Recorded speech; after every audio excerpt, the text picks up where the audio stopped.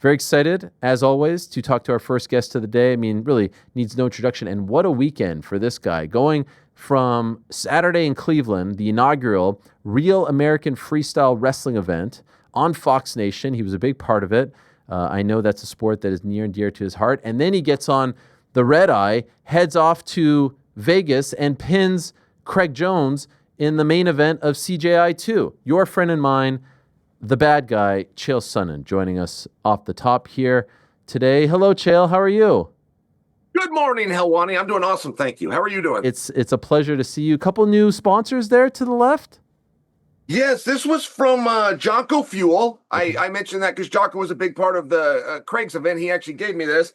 And these fellas I met on Cameo, and it's called No Cap Pop, and they sent me one. And the least I could do is think to set it here for one plug. I like that. I'll try it later. I'll get some ice and pour it over ice. I'll let you know if it's any good. All right. Well done. How was this weekend for you? How would you describe? I mean, you were everywhere. The Chael Sonnen awesome. Business was on fire this weekend. It really was great. First off, I don't like downtime, so I appreciate the word busy, but I didn't feel busy. I was just making towns and participating where I could. But Ariel, the Real American Freestyle, there is no chance to watch amateur wrestling. The Olympic Games come around every 4 years, and you're not even guaranteed to get one complete match on that. NCAA's, once a year, they got really good coverage. But aside from that, the well's kind of dry. So to be at an event like that, as well-produced, that had the best wrestlers in the world, and then to be able to participate where I came in as a commentator, man, it was like being in Disneyland. I really could not have had a more fun evening.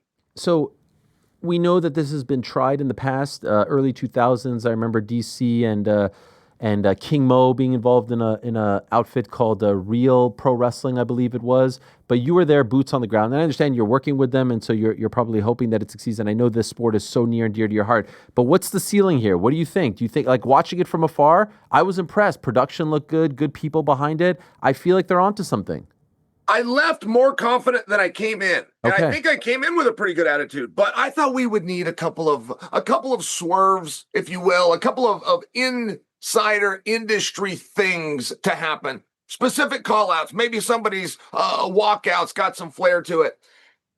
The bad news, and why I don't want that to happen, is when people start performing and acting, we, the audience, can tell. We see right through it. So it's very important to just be yourself. And Bischoff told these guys, don't get lost in the pro wrestling term. Pro just means we're going to pay you. You're the wrestlers. Go do your thing. I'll handle the cameras. And I thought that was pretty good advice, and I think that's what was followed. We did have a couple of surprises. Holly Holm going out there. That was a real treat. People really love that. I will share for you in the future, I don't know that we would need a Holly Holm type to go out there. I think just the wrestlers going hard, top guys with beautiful resumes, I think that turned out to be enough. And I think that ended up being more in and of itself than we thought it was going to be. How involved is Bischoff? Very hands-on and everything. Okay. If there's an email anywhere, he's on it. Wow. Who's on more juice, you or Bischoff? Oh, I am for sure. You think easy? I gave him a hug, Ariel, and he was hard as a rock, but he's not very big.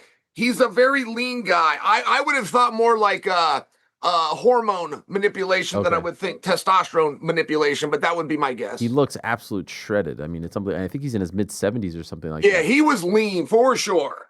Now, what's going on with Tito? The way we want to look when we're that age. Right. Yes. This Tito thing, what was that all about? Ariel, it was awkward. And you must understand from my perspective, I have a thing. There, just one. But my thing that will start a fight 100% of the time is if I go to shake your hand and you leave me there. If I go to shake your hand and you don't shake my hand, that's my thing. That's what gets me worked up. And Tito had done that in the back prior to this. So I'm out. I'm out on Tito. I don't want anything to do with him. And I get asked, hey, Tito wants to challenge you. We won't do it unless you're okay with it, but Tito wants to challenge you. My head's on Craig, for one. I have the headsets on. I'm live. This is getting mouthed to me. And I said, no, I'm not interested. Not interested. So I got asked a second time, complete with, hey, you're our guy. We won't do this if you don't want to. So for a second time, I said, I don't want to do it. Tito himself comes over and he flips my headset off. And in that moment, this is where now I must touch Tito. I have no idea where in Tito's mind I became the guy that was okay to do too. But that was the part that was really insulting to me. But then his voice comes, and his voice was very soft, and it was very sweet. And he said, please, come on, man, please, let's do this. I think we can have fun. Please, come on, man, come on. Can't do it without you. So I gave him a thumbs up, and I keep calling the show. So then when it was going to happen or how that was going to go down, or was I going to be there face to face, or they're just going to interview him with a camera, microphone, and I get called out? I really didn't know. So when he did come up the stairs and there was nobody in between us, it just made for kind of an interesting moment. Now, you'll have to tell me if that was something special for TV or if you thought it was corny. I would be too close to it to decide, but the idea of putting a singlet on and trying to pin Tito Ortiz to the ground, it feels a little strange at 50 years old, if I'm to be fair. And obviously you guys have the history in Bellator way back in the day when you guys competed in wrestling. You beat him. We remember this. We know this. If you're asking my opinion as a friend, I don't know if that was just like more of a rhetorical question. I would like a response. Sure. What'd you think of it? If I'm in the Chael Sonnen business, if I'm your manager, if I'm your agent that day, and they come up to me and say, hey, we want to do this thing, Chael's on the broadcast, this and that, I say, we're not taking part. We're not taking part because, number one, we don't need this. You don't need this. We're trying to be taken seriously. The trouble that they're going to have, especially when Hogan and Bischoff got involved, obviously Hogan no longer with us, was people are going to wonder, like, is this real? Is this not? Is it? They're coming from pro wrestling, not real wrestling, right? Amateur wrestling, collegiate wrestling. So there's a fine line there. I think it's okay. Like Angle being involved, he has a history. You being involved, you have a history. But once you start doing like gimmicky things, there's a fine line. You're a broadcaster. You're not a competitor. I think it took away from what you were doing, the great job that you were doing, and what they were trying to do. The home thing I loved because in MMA, as you know, you can't do surprise, opponents. Here they could get away with it. So I loved the home thing. It was fun. It was a tip of the cap to the MMA fans who might have been watching. I don't think you needed to do that, and I don't necessarily want you to go down that path as your friend. And Ariel, if Holly, to go back to her, because I was so impressed with her. She was in the back. She was there to warm up. She worked me. She didn't say, I'm going in. She said, I'm here to warm up and won an event. Oh, wow. And it was so cool. 3 weeks ago, she weighed in at 135 pounds and boxed and went all 10 rounds. Mm-hmm. So to see her turn around and put a singlet on with an hour or two's notice just for the love of competition, I thought that was very amazing. She catches the girl right off the bat, catches her, puts her on her back. Ariel, if Holly would have pinned that girl in that sequence, this whole event would have gone up in flames because everybody would have thought it was fake, including me.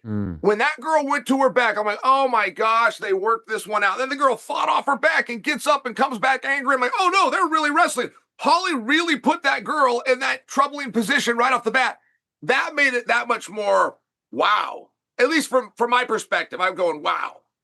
Well, I look forward to the next one. Obviously, I'm not an aficionado like you are when it comes to that form of wrestling, but I think they're onto something, and there's definitely, I think, a market to be conquered there. How did the Craig Jones thing come about? We know he was supposed to go up against Gable. That seems to fizzle out, and then all of a sudden it's you. At first, I thought you guys were just doing like a YouTube promo thing, but then I get the word you're actually in, and you're going to fly from Cleveland to Vegas and compete, and you did. How did that all come about? Craig Jones is so good. It's hard to tell you how good Craig Jones is. Well, what is this position? Let me tell you where I am. Yeah. I'm in side control, Ariel. Now, I've never seen whatever this is, but I don't have to. I'm in side control. They call it control because I have control. I didn't know anywhere in the world that you could be in trouble. And this is so peaceful. Yeah. I hear everything right now. By the way, I'm not asleep. It just looks that way. I'm not.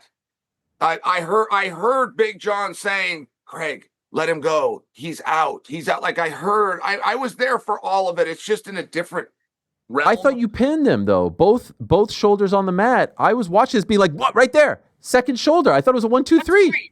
That's what I thought. A clean 1, 2, 3. That's what I'm trying to express to you. Side control and the buggy chip. Nobody understands the rules, right? I think you get a guy down, you're on top of him, we're on a matted surface. Exactly. 1, 2, clean, 3. Clean. And you didn't celebrate, you didn't rub it in his face. I thought that was really professional. I feel a pride. At anything that Craig does, I feel that I'm involved because we discovered him. He became the Submission Underground champion. And I don't know if he feels that same way. But I am proud is a very hard word to use for somebody, but I'm very proud of Craig. I wanted to beat him, and the rules having 3 5-minute rounds, I thought provided an opportunity. I can get this guy down. I can protect myself and hold him there. I was planning to hold him down in that position before whatever this number came was and got me. Right. Okay, so how did it happen, though? How did it, like, before we get to the match, how did you participating in the match come about? I find out Gable's out, and I just read that online. Someone covered that, and I was really disappointed. I wanted to see the world's best jiu-jitsu guy against the young, humongous Olympic wrestling gold medalist. That was very compelling for me. So when he pulls out, I actually got a call from Craig. And Craig just says, hey, I know you've promoted enough events, had to save the day before. How would you save this one? And I told him, if you can get any name right now, get Raja Jackson. That's the one for the kind of event you're doing. Pops up on a poster. You say one thing. Let's see how you do when the opponent is conscious. That's all that you say. Put out the poster of you and Raja. And he liked the idea. He did not know how to reach them. So he tasked me. I went to Rampage.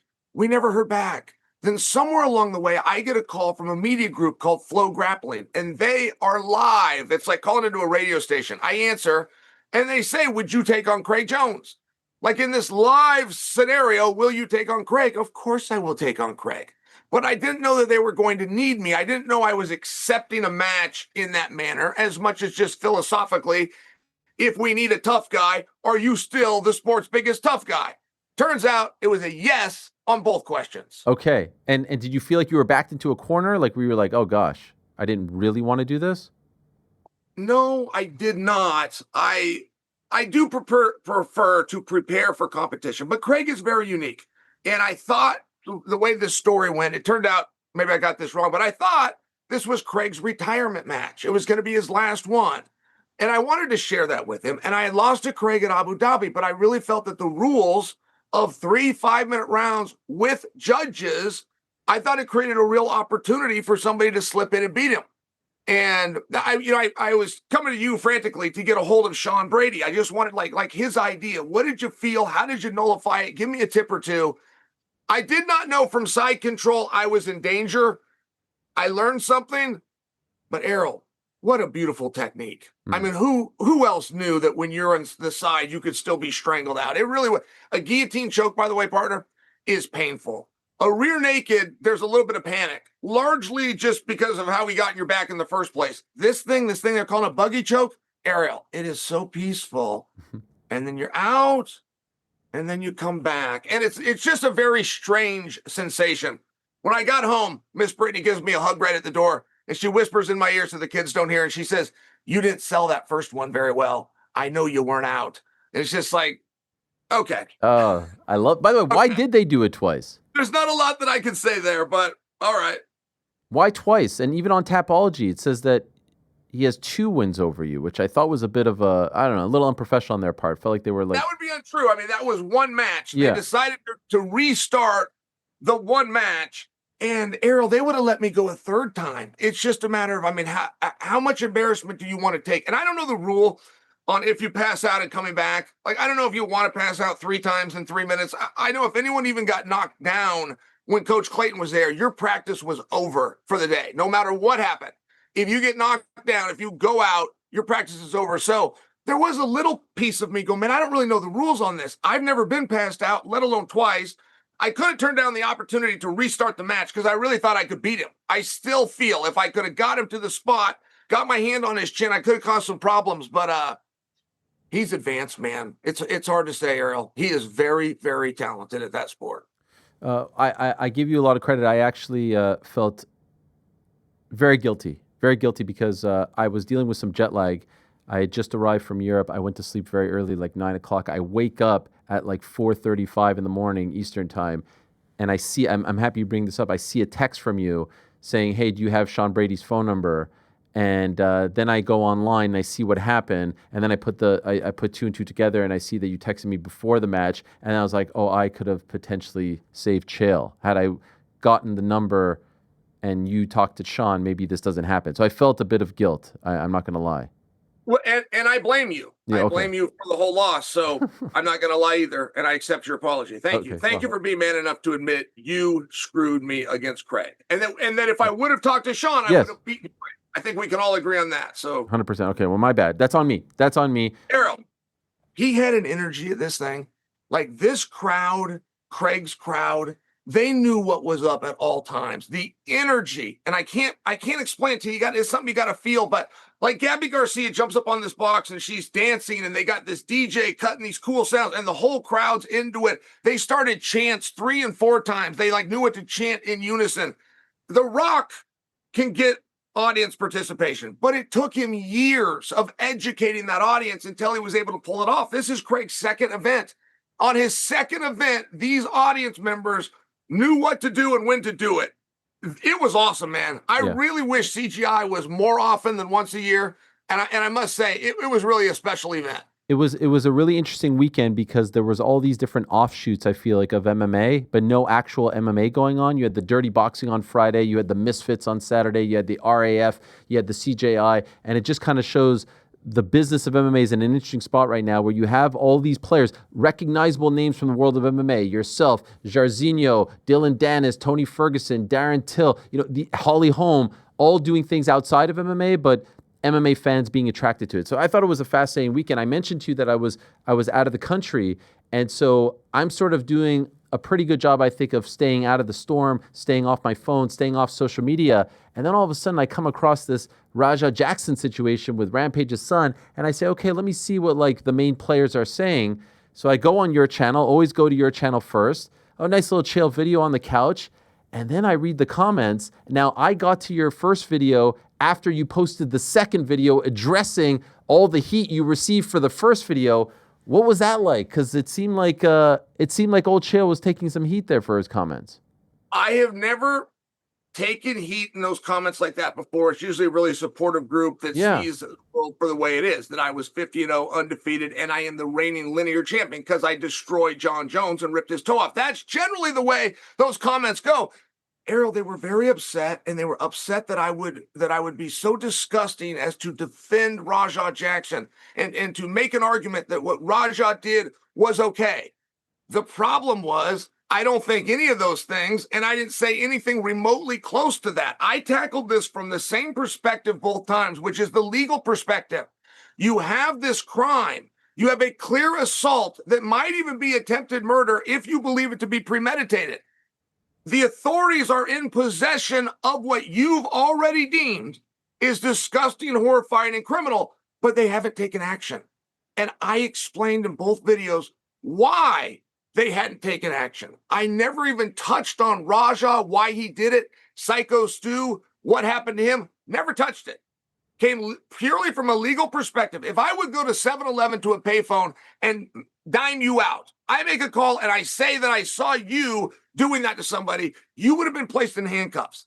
They're a step further in this jurisdiction. They have the tape. They've seen it with their own eyes. They have not even commented that they are investigating it. The whole thing is pro wrestling unless Psycho Stu asks them to take charges. And that is the part that I find interesting. It's all that I ever said.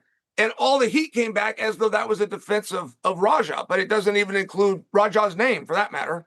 Are you surprised nothing has happened to him? Are you surprised there haven't been any arrests, any charges, anything like that? No. They can't and they won't make an arrest until Psycho Stu says that wasn't planned. Everybody on the card that night said before the match they're going to beat the hell out of their opponent. Everybody on the card that night, winners and losers, hit their opponent. Everyone on the card that night picked their opponent up, threw him to the ground. The difference was they were performing. What was in their heart was different. It appeared that Raja stopped performing and started to try to injure a man. And that is the difference between the show and a crime. But when I say that's what it appears, only Stu gets to stay. The rest of us are marks. Only Psycho Stu gets to say that, and he has up to 12 months. I have a feeling he might drag this on, but they're not going to go just arrest him because they have a video of a pro wrestling match, and the audience doesn't get to decide what's real and what's not. The audience job is to be entertained and constantly fooled. So they don't actually get to say how bad this was. Only one person does, and that's Stu. And so far, he's remained silent. Why do you think he might drag it out?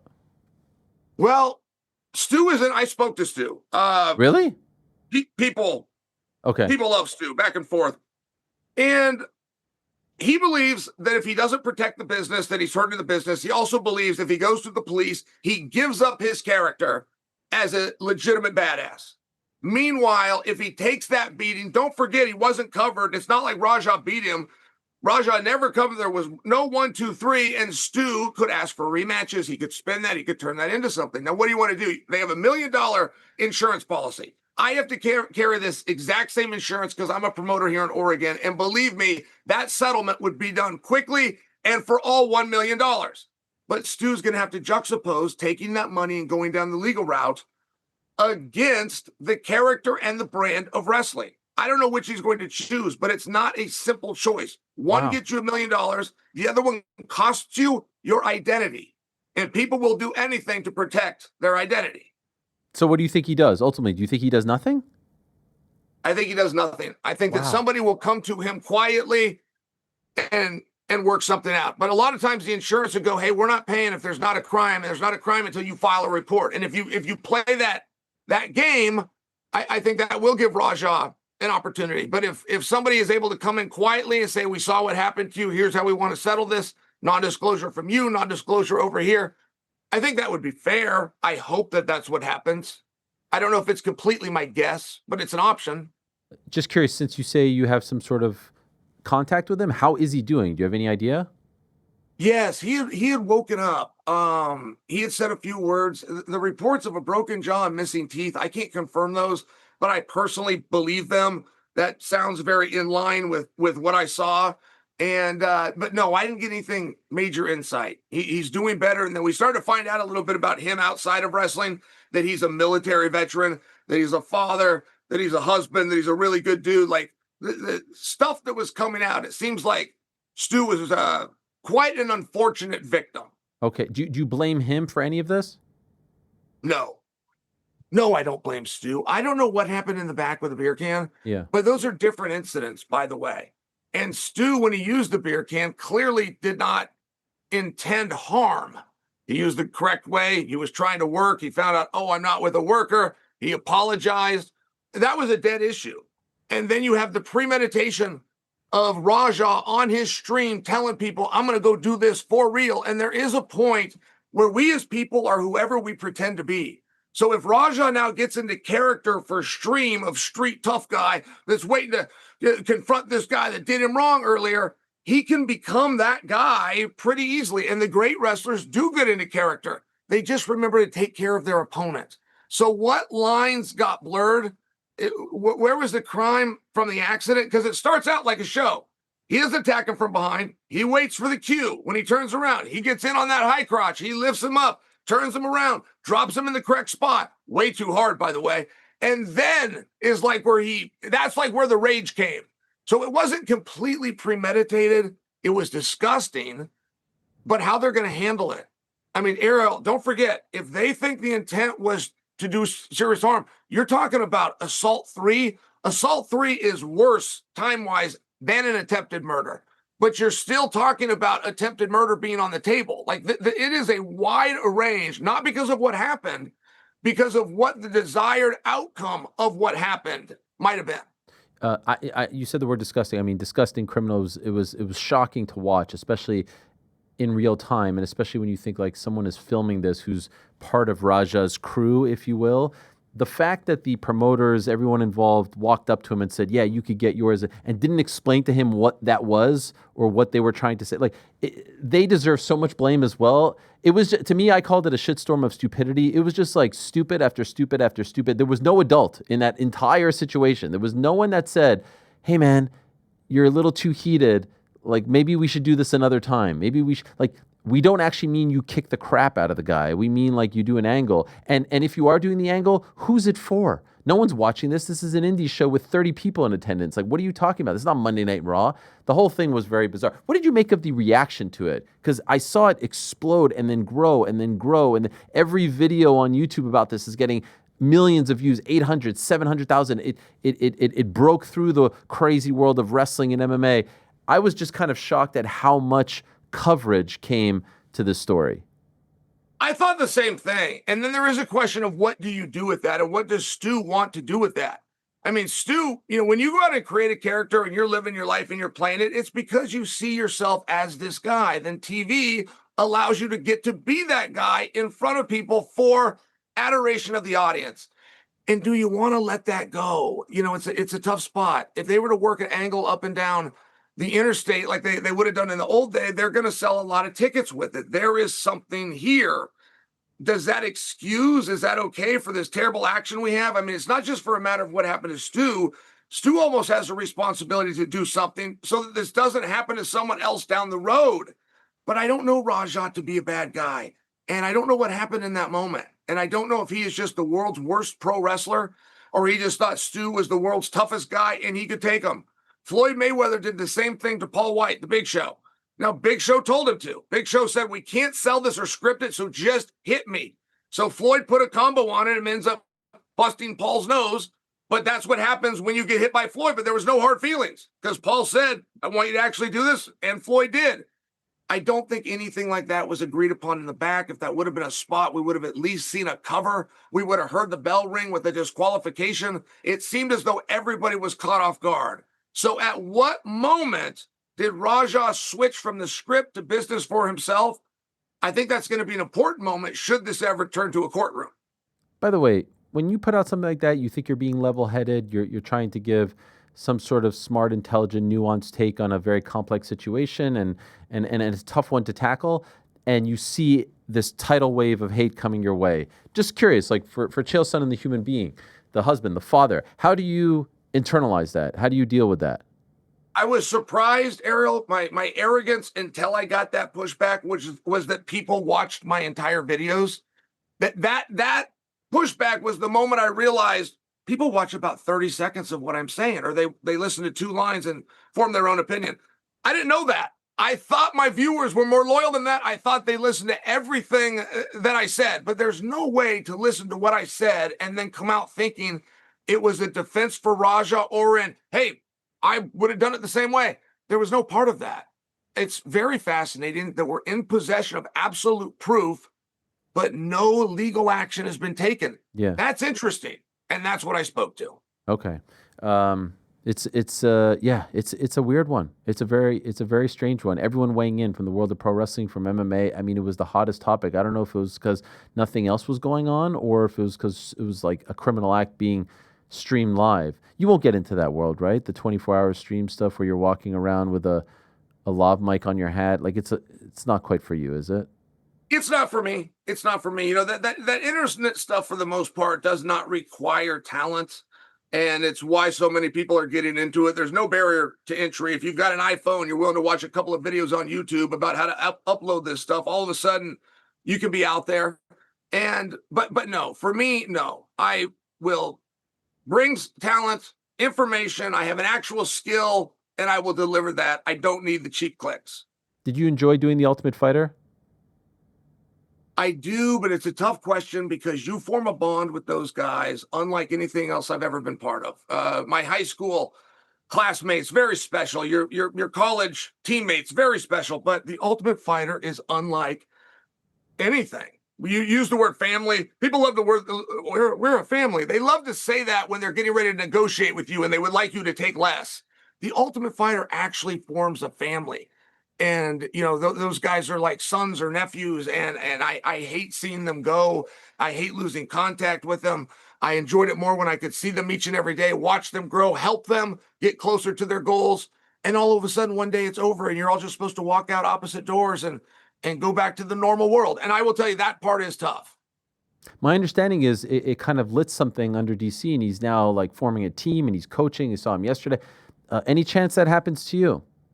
I am coaching, but just the kids and just for wrestling. Okay. He's exactly right. He's got a fight gym going. He had 3 guys on the last 3 Contender Series. Took a couple of those guys from The Ultimate Fighter. He's training with them now, hoping to break them in to the octagon the right way. And yeah, DC's an incredible guy. I will mimic his efforts to give back, but mine will just be through amateur wrestling. So no interest in MMA, being an MMA coach, having a team, all that stuff? No, just my son. I train my son because I can't get away from him, and we got a gym in the garage. But when I leave and have open classes, just for wrestling. Do you think he'll actually become a fighter? I don't think so. I don't think that he really wants to do that. I don't think when he says he wants to do that at 10 years young that he fully understands what he's saying. But I will make sure that he has some certain skills that maybe give him a certain level of confidence as he goes through life. But will he get in there and actually compete with another man? Probably not. They say a rich man can't fight, and they say that a rich man's son doesn't have to fight. I think that's probably true. Okay. Although Jake Paul is fighting and he's pretty rich. It's a good point. I don't want to put you on the spot with this one, but I am really curious, and you can tell me to, kick rocks. But what does the Paramount deal mean for Chael Sonnen? How does this affect you, if at all?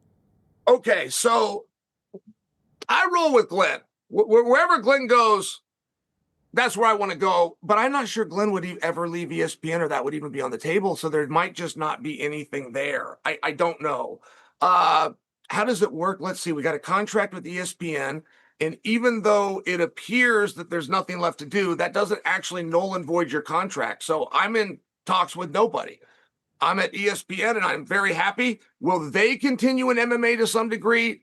I don't know. Daniel and I have a show over there and it's a successful show. Are they going to keep that around? I don't know. And now ESPN is looking that they're going to acquire Fight Pass.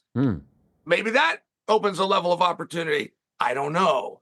So it's a little bit of a holding pattern. I love it. I love the job, Ariel, but I am planning to run for governor in Oregon. And the question just becomes, which race? What are you going to jump into? I was going to wait a cycle, but if this TV thing all gets played out, right, the music stops and there's no chair for Chael, I am going to go file and I'm going to be Oregon's next governor. Okay, wait a second. First of all, the Glenn that you're speaking of is Glenn Jacobs, great guy, was once my boss as well, made the Ariel and the Bad Guy show. I have great respect and affinity for him, and I think he'll be okay. It's interesting with the WWE deal going over to ESPN. Perhaps he just moves over to that with UFC going. Who would have thought we'd be in this landscape? But the governor thing, is this the first time you say this? I've not heard you say this before. It might be the first time I told you. It's not the first time I said it. The first time I said it, I was in third grade, and on the first day of class, they made us get out a piece of paper and write down what we were going to be when we grew up. I wrote President of the United States, and then fourth grade, fifth grade, sixth grade, it was the same experiment, and I always wrote President. And then as I got a little older, I realized I don't want to go away from Oregon. I want to be here. So I switched it to governor around junior year of high school. But the time where I'm actually going to get in and do it, is probably going to be now. We'll see. You can't be on TV and in a campaign. There's a federal law called equal time, which means if some network gave me, and I'm campaigning, if some network gave me 30 minutes, they would have to give my opponent 30 minutes. And if I'm working for that network, like, there's just no way to do it. There's no way to have a job and meet that rule. So if Paramount decided to go with somebody lesser, because it's not like there's anybody better at this than me, right, I would wish them well, but that would be my next move. I'd go to Salem, I'd go to the Secretary of State's office, and then I would file my candidacy for governor of Oregon. Wow. This is incredible. And when would that election be? That election will be in November of 26. Okay, so this would be the time. Yes. You want this? And by the way, that's November of 25, and it's probably important that I get that date right. So yes. November of 25. November 25. you would go into office in 26 if you won. Correct. And your family wants this. You're okay, because I mean, when you run for public office, you open yourself up to all kinds of nastiness, right? Yeah. Oh yeah. No, that's tough stuff for sure. But it's kind of boilerplate. I mean, they say it about everybody, right? This guy's a racist, and this guy's a xenophobe, and this guy's anti-Semitic. I mean, they use the most insulting words. It's really interesting. We work with kids, and they're growing up, and if a kid calls another kid a jerk or a dork, it's big trouble. The adults say you don't call them names, but then adults call other adults much worse names, right? Adults really are the scummier of the two between children, right? Between minor and adult, the worst of the two is the adult. So yes, Ariel, they will come up with all of that and a number of things, and maybe even a couple of things that you don't know. There wouldn't be very many. There wouldn't be very many secrets I'm sitting on, but they might come out. Wait a second. So you have to declare your candidacy in November, in 2 months from now? No, I would not have to be in there, and I could, but I would not have to be in there until January 9th. Wow. So when do you make this call? Well, the call is going to be made for me. If Dana White, Paramount, would like me to come over and continue my participation, and I stay and sign a television deal, that would void my ability of running. I really felt like I made this clear a minute ago. I'll do it again for you anyway. If I don't get picked up, if they decide they would like a lesser talent, that is the option that I will go with. Okay, but the thing is, like, running for governor is such a big deal. Doesn't that supersede, like, if you feel it in your heart right now, why don't you just go for it? The TV thing will be there. Go for it now. In the next cycle. So it's not a matter of my plans would change. It would just change the date, and it would be in a positive way. To your speak of that feeling or of that calling, I would be doing it, and I would be doing it sooner than was planned. So, I mean, I'm just sharing. You asked me what's going on. That's what's going on in my life. You asked me about the Paramount deal. That's how it affects me. How can I help? How can I help? Can I be your campaign manager? Can I be head of comms? What can I do? I don't know if you want to be campaign manager. There's a lot of work on that, but I appreciate that thought. I'm sure I will want to come back and maybe plug a message for two and ask some people for some votes. But are you saying I don't have the work ethic? I'm not leaning on you for anything. I'm just sharing with you what I'm going to do. Are you implying I don't have the work ethic to be a campaign manager? Is that what you're implying? No, I don't. No, you're tremendous. Okay. Well, there's enough hours in the day. It's very hard. My campaign manager is very hard. Wow. Okay. This you've thrown me a curveball here, but I love it. Can I ask, speaking of the Paramount, how do you feel about them getting rid of the pay-per-views? The number of events are just going to be behind the Paramount Plus subscription paywall, but no longer a pay-per-view. Oh, what a gift. Yeah. What a gift to the MMA audience. And the audience starts pushing back and complaining about fighter pay, and it kind of caught me off guard. I'm like, do you not understand? First off, this isn't newly tested. WWE dropped their pay-per-views years ago. They're all under one banner, so why one would be on pay-per-view and one wouldn't? It makes a little more sense not to be, but I don't know how people miss the gift. And then there's always this idea that the fighter's going to get shorted, but never, not once since 2001, year over year, has the UFC not paid the fighter more money. They've never got a deal, whether it was Fox, ESPN, or this, where the fighter didn't make more money. So I think it's awesome. I would prefer not to have to push the pay-per-view button. And I bought every show and I haven't missed, but if I don't have to go to that extra step, thank you, TKO. It is great for the fans. I think it's great for the fans. I think it's great for the UFC. I think it's great for Paramount that they own the sport. But the question is, like, if you're a UFC champion right now, if you're Khamzat Chimaev, if you're Merab, if you're one of these guys who gets pay-per-view points, I don't think Merab actually gets, but you get the point. Aren't you wondering what happens to my cut? Historically, champions got pay-per-view points. They got a cut of the pay-per-view. They participated. GSP himself said that. Once I started to participate, I wanted to actually participate. That's something that needs to be addressed, right? That has me the most curious, Ariel. And even on the UFC side, how do you motivate them to keep doing a great job? The UFC, with the participation points, chose to motivate its main event and champion to get out there, to accept the invites that the PR team is doing for you, to accept the marketing opportunities. A lot of guys don't want to do that, though. They don't want to sit in radio stations and spend a day, and then you're in this elevator, and you're over here, and now you're back talking to this. So they incentivize them through participation. But the UFC is incentivized the same way with those pay-per-view numbers. So what does happen? What does happen? Will Dana keep the same focus? I think so. I think you can count on that. How will he get the guys to do it? And all I can do is look back to WWE when they went off pay-per-view, and those guys felt the same incentive. Those guys have put out just as much media, just as many interviews. They've all made more money. So what that structure and model looks like, yes, to your question, yes, I am curious. Am I confident that there is an answer to this? We just haven't thought of it yet? Yeah, of course there is. Dana knows what he's doing. Are you surprised that there's now this new trend that if you want to move up, you have to vacate your title? It's now happened 3 times in 2025, right? With Topuria, with Islam, and now we see Zhang Wei Li having to vacate. I kind of like the champion versus champion thing on the poster. It feels like it loses a little bit of something.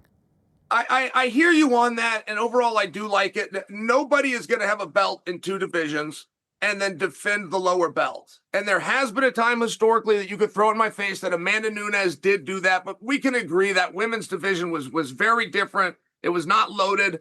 I mean, just with bodies, there wasn't a lot of bodies. So one champion to do two weight classes, it fulfills all the dates and everything's fine. For the guys, though, I mean, I would argue for you the reason Volkanovski wasn't the champ is because he didn't burn his boats in the first place. Volkanovski goes to step in the cage with Islam. If he wins, he wakes up tomorrow the world champion. If he loses, he wakes up tomorrow the world champion. If he wins, his next fight is for the title because he's bringing it. If he loses, his next fight's for the title because he's bringing it. A guy's got to have a little bit more risk than that. If you genuinely believe that you can beat this guy, then leave this one behind. And you saw what that did for Ilia Topuria, and as great as he looked. And I think that you're probably going to see something very beautiful from Islam. Jack's a little harder fight than people are aware. But the bottom line, yes, and Islam's saying it right now. I'm going to go back to 55. And it's like, Islam, thank you. You're a very sweet guy. No, you're not. The worst thing in the world is to have to cut weight. Nobody in the tough guy business wants to be smaller. None of your classmates thinks it's cool to have the smaller guy belt, the bigger belt, and the one above that, and the one all the way up to the heavyweight, which is the worst fighter in the room, but he gets the most attention. And we're after perception here. So yes, you got to burn one belt. You can't pack both of them around. Who is Ilya's next fight against? It's supposed to be against Saruki. Like, if you're asking me for inside information, who does the UFC want him to fight? The answer is Arman Sarukian. The problem right now has come to dates. Ilya doesn't want to fight until next year. He wants the rest of this year off. And Sarukian wants to get in there right away. So now he's looking at Justin or Patty, but I don't know if those guys are speaking up. I know Justin's also waiting to be the one to fight Ilya, and Patty seems pretty game to do anything, but they're all killers right now. So he's kind of sitting back and just waiting which one that he happens to draw. But the fight the UFC would like to go with is Ilya versus Sarukian. Are you surprised? Because the biggest money fight would probably be Ilya versus Patty, no? Yeah, Ilya versus Patty. And I appreciate you saying that because so many people too, Islam and Ilya are convinced that they are this huge fight, and they're not. They're a good fight, and they're a big fight. They're not a huge fight. Now, if they both get a little bit more done, yes, that could be the biggest fight in the industry, but it's not right now. As a matter of fact, and to your point, Ilya versus Patty does a larger buy gate, larger live gate, and a bigger buy rate than Islam versus Ilya right now. So if you can get Patty involved, I would include him.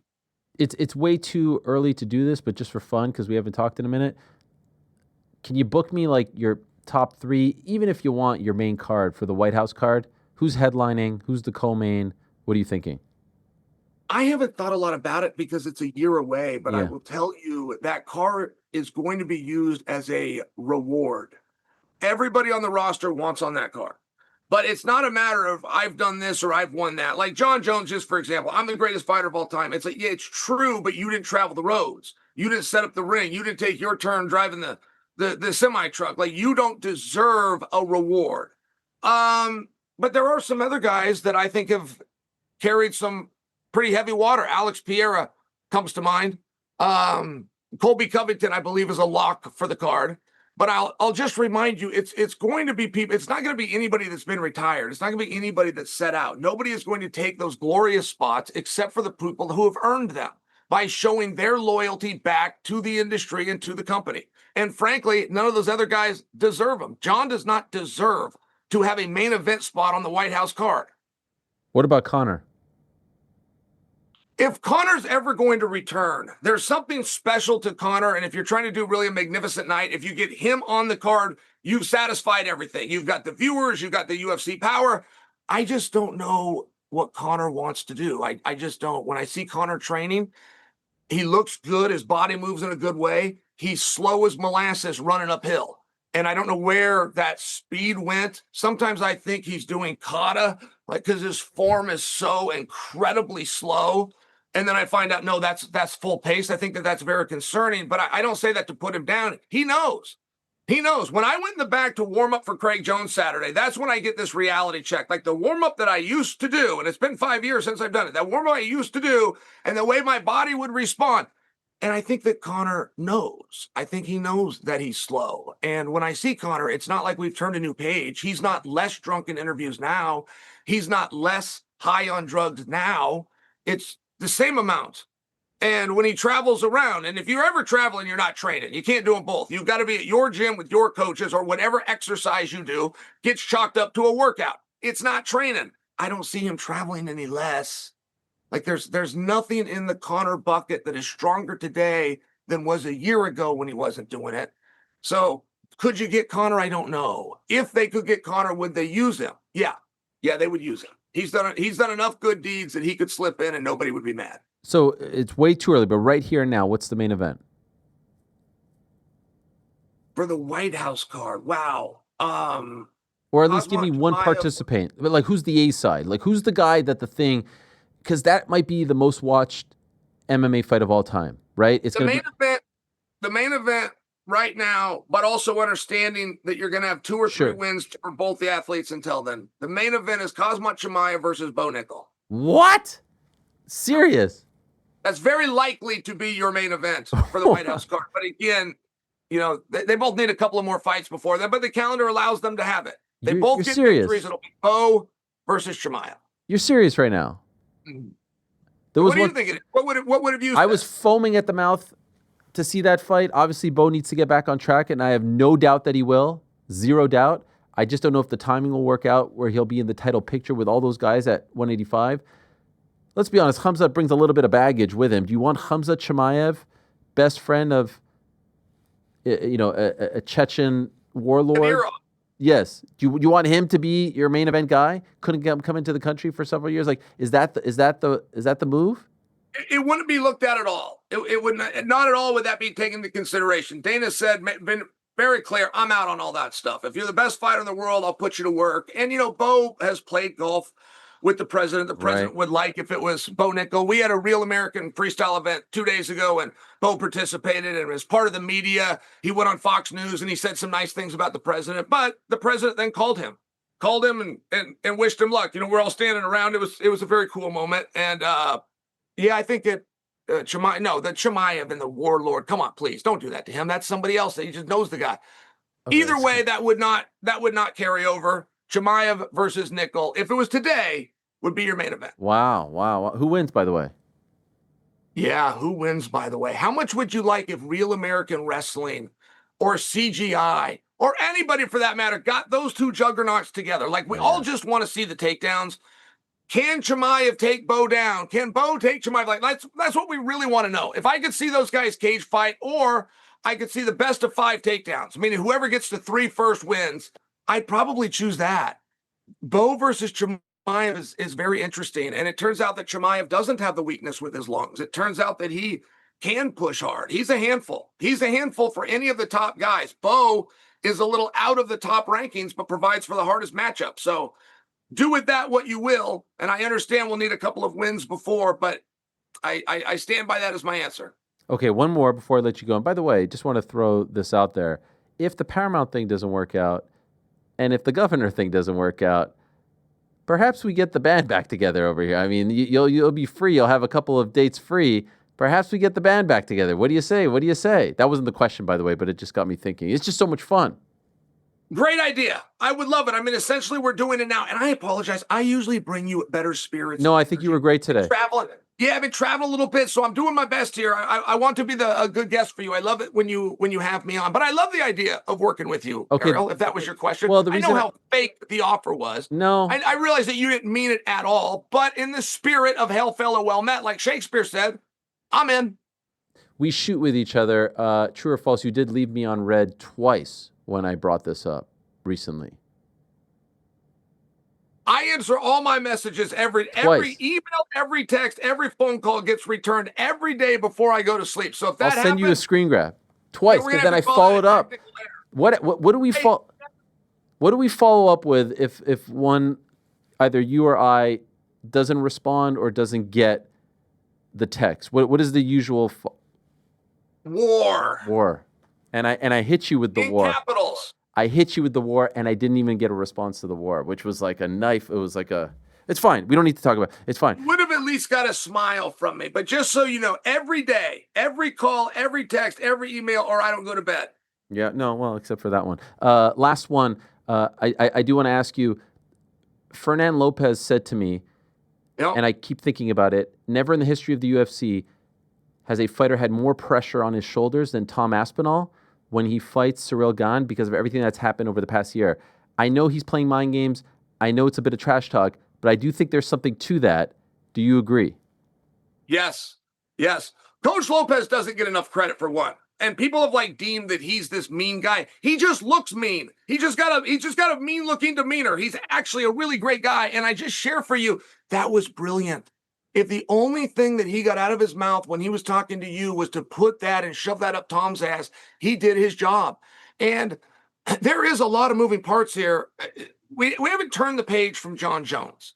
And we haven't turned the page because John can't retire. And we knew that he couldn't retire, but bringing in a common opponent in Ciryl just put a lot of pressure on Tom. Not only, if Tom loses that fight, it's not a glorious moment for Ciryl. It's a celebration for John Jones.